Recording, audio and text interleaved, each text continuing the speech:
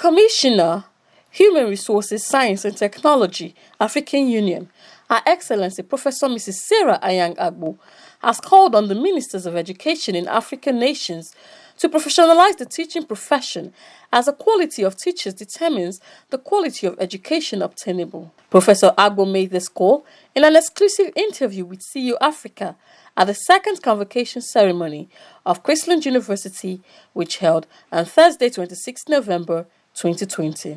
The ministers of education should professionalize the teaching profession. The teaching profession should not be for the dropouts. No. They are the ones who train the doctors, the engineers, the pilots. They are the ones who train the computer scientists, etc. So the teacher's profession should be a noble profession. The AU Commissioner bemoans the level of education in Africa, adding that it is a big concern for the Africa we want, in accordance with the AU Agenda 2063, which is a vision of an integrated, prosperous and peaceful Africa, driven by its own competence and skilled citizens who would be able to play in the global arena. Education is a big concern for the Africa we want. The vision of Agenda 2063 is that vision of an integrated, prosperous and peaceful Africa, driven by its own competent and skilled citizens able to play in the global arena. Professor Agbor disclosed that African Union, in its bid to inculcate skills and competence in the youth, which makes up 70% of the African population, through a solidified and qualitative education, has, through the heads of state and assembly, adopted a continental strategy for education. But how are we going to consolidate these skills and these competencies among our demographic dividend, which represents the youth of Africa? Because over 70% of our population, they are youth. So it is only when we consolidate on education. Education, what kind of quality education? Quality education. What kind of education? Education that leads to job creation and not that makes our graduates to become job seekers. And that is why in the African Union, the head of states and assembly adopted a continental strategy for education, which is called the Continental Education Strategy for Africa 2016-2025. She added that the program, which was adopted in 2013, is expected to run for 50 years and is divided into 5 phases of 10 years each, with each phase having a particular project to implement. You might be wondering that why 2016-2025?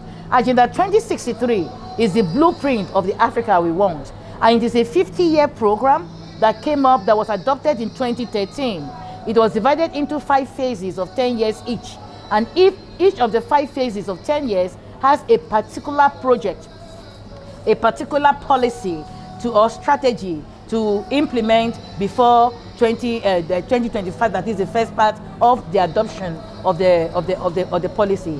The AU Commissioner further stated that the African Union Ministers of Education in the 55 member states of AU should be able to implement the strategies as a way of revitalizing education in Africa. So under the Continental Education Strategy for Africa, we are saying that the African Union Ministers of Education in the 55 member states that make up the African Union should be able to implement this strategy as a way of recalibrating, revitalizing education in Africa. She added that under the Continental Education Strategy for Africa are 12 strategic objectives, which are further broken down into 12 thematic clusters, which include early childhood education, technical vocational education, teachers development training, curriculum development, amongst others. Under this Continental Education Strategy for Africa, we speak of 12 strategic objectives, and these 12 strategic objectives has given birth to 12 thematic clusters. The first thing is that we speak about in the strategy, we talk about the educational development, early education development strategy, the ECED, early childhood education development. This early child education development is because we believe in the policy that catch them young, get our youngsters to get interested in education, the quality education that speaks of competence. We catch them early, that the first 8 years of a child determines the trend or the pathway that child will follow. Under the Continental Education Strategy for Africa, we also have TVET. We don't want kids to go in and just have education for education's sake, but they should have education that leads to employment. And that is why the technical vocational education training is very, very important. So we have the TVET cluster. Under it, we also have the teacher training development. The quality of the teacher determines the quality of the student, and the quality of the teacher also determines the quality of the curriculum. Professor Agbor lamented the treatment of the teaching profession, stressing that it is a noble profession and should be treated as such and not meant for dropouts, adding that teachers train others to be professionals in their field.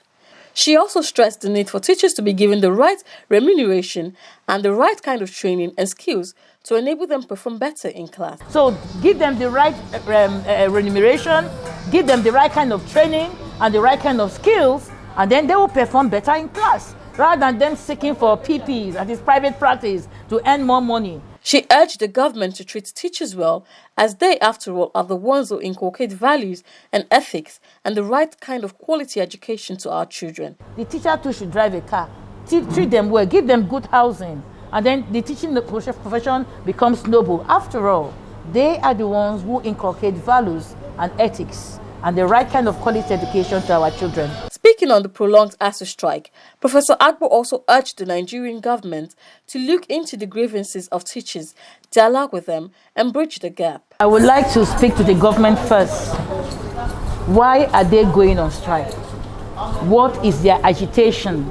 The government should look into the problem of ASU, look at what they can satisfy, and then they should be able to bridge the gap. Like I told you, I don't like it when teachers are not well paid. That is one. I don't know what caused the agitation, but you know, each time ASU goes on strike, they are calling for better remuneration, better quality of teaching, etc. With COVID-19, you cannot joke with teachers, and you cannot joke with the learning process. And to speak about the learning process is to speak about remote education. How do you do remote education if your teachers are not skilled? So what are the grievances of the teachers?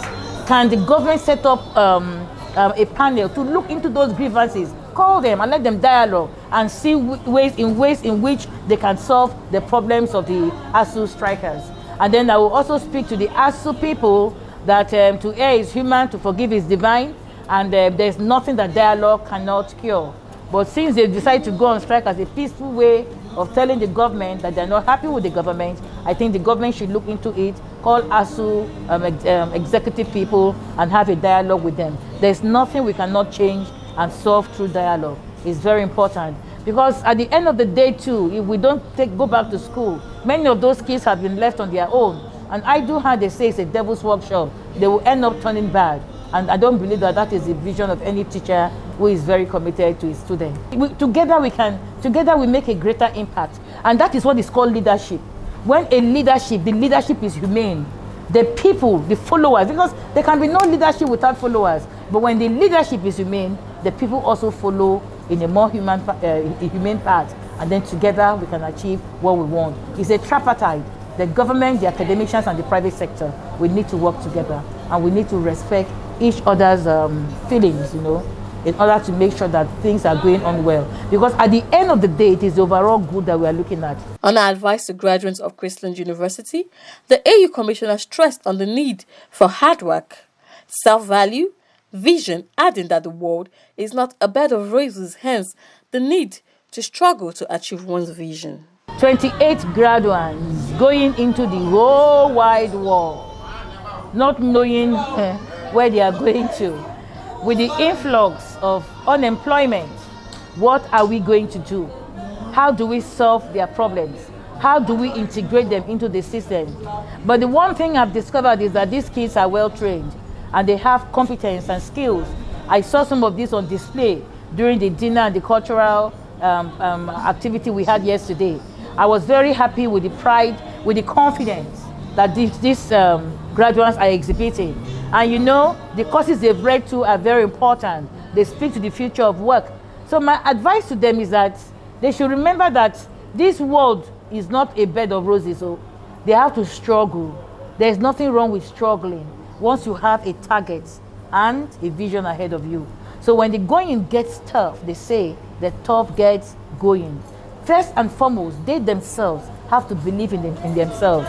And they have to believe that they have what it takes, the capacity to change the world. They should not be easily disillusioned. They should take it out of them.